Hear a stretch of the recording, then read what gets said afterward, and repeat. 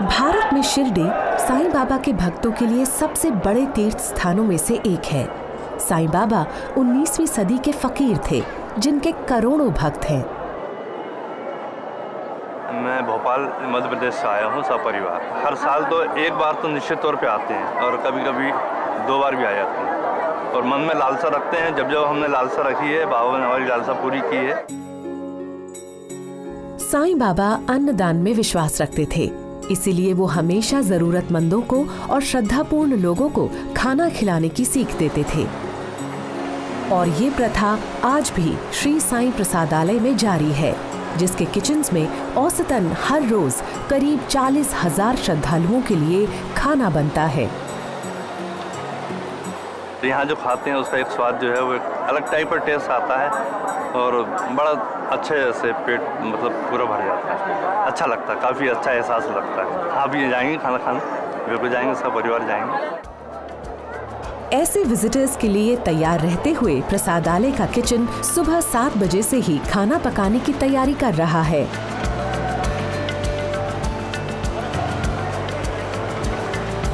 सुबह 10 बजे dining hall में खाना परोसना शुरू होता है।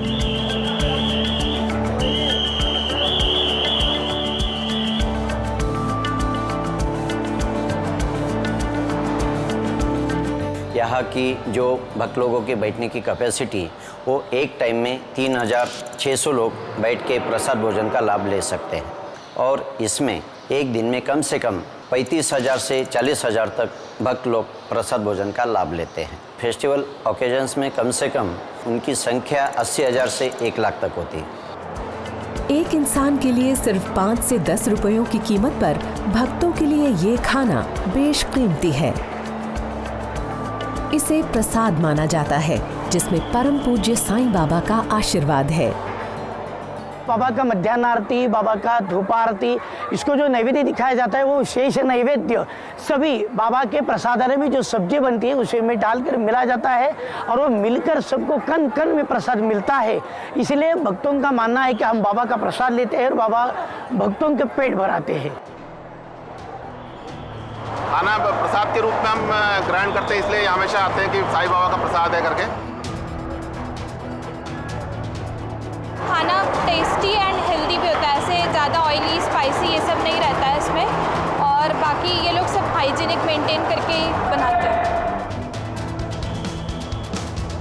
सुबह से ही डाइनिंग हॉल में लगातार आने वाली भक्तों की भीड़ को खाना परोसा जाता है। ऊपर छत पर solar powered steam cooking system ये इंश्योर करता है कि काम बिल्कुल ना रुके। हर डिश एक सनफ्लावर की तरह है जो सूरज की हर मूवमेंट पर नजर रखते हुए इस बात का ख्याल रखती है कि जब तक धूप है तब तक वो भाप बनाती रहे। सुबह के समय ये फेस करते हैं ईस्ट को जब सूरज उगता है और फिर दिन के दौरान सूरज के साथ घूमते हुए ये जाते हैं पहले साउथ और फिर वेस्ट को। तो अभी इस वक्त बात करते हुए डिश की पोजीशन है वेस्ट फेसिंग द सन और जब सूरज डूब जाएगा तो डिश रुक जाएगी।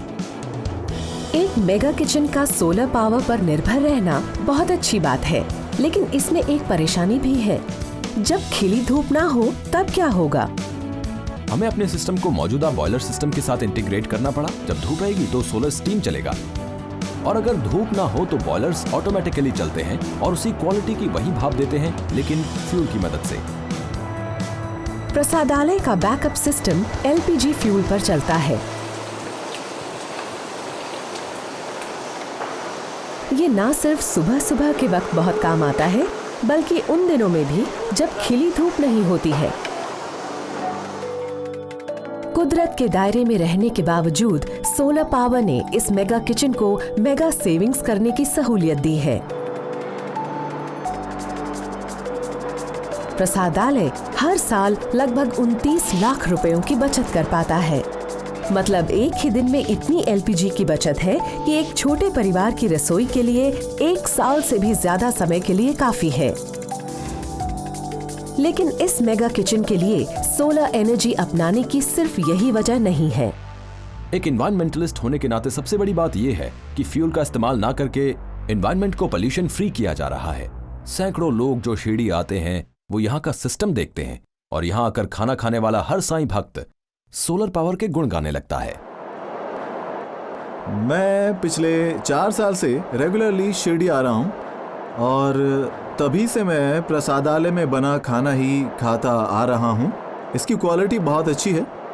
क्या आपको पता है इसे सर्टिफिकेट भी मिला हुआ है 22,000 ISO का। हर गुजरते साल के साथ शिरडी के श्री साईं प्रसादालय में आने वाले भक्तों की तादाद लगातार बढ़ती जा रही है और पूरी तरह सोलर होने के सिर्फ 6 साल के बाद अब इसकी क्षमता बढ़ाने की बात हो रही है। ये जो किचन है ये हमें और अपूरा पड़ सकता है, इसलिए और हमें एक आध किचन बनाने की 1-2-3 साल के अंदर जरूरत पड़ेगी। इस सिस्टम पर काम करने वाला क्रू भी अपग्रेडिंग चाहता है। हम ऐसी टेक्नोलॉजी ला रहे हैं जिससे हम सोलर एनर्जी को स्टोर भी कर पाएंगे। लंबे अरसे तक काम करने के लिए निरंतर फ्यूल सप्लाई का होना एक मेगा किचन के लिए बेहद जरूरी है, क्योंकि यहाँ बात सिर्फ उन हजारों लोगों को खाना खिलाने की नहीं है जो डाइनिंग हॉल में आते हैं, बल्कि उन तक पहुँचने की भी है जो नहीं आ पाते हैं। भक्तों के लिए किचन में एक खास किस्म की मिठाई तैयार होती है जिसे लड्डू कहते हैं। ये बेसन, चीनी और शुद्ध देसी घी का एक रिच मिक्स है। हर रोज शिरडी के मंदिर के काउंटर्स पर 1 लाख से भी ज्यादा लड्डू बांटे जाते हैं। इन्हें दिव्य प्रसाद के तौर पर खाया जाता है। अब श्रद्धालु चाहे खाना प्रसादालय के बाहर खाएं या फिर अंदर, किचन की यही कोशिश रहती है कि वो साईं बाबा के अन्नदान के उपदेश को पूरी तरह निभाए। अच्छा खाना उसका सेवन जब भक्त लोग करते हैं तो जाते समय कम से कम आशीर्वाद तो ऐसा देके जाते हैं, उनके चेहरे के अंदर जो प्रसन्नता दिखती है वो बहुत अलग होती है।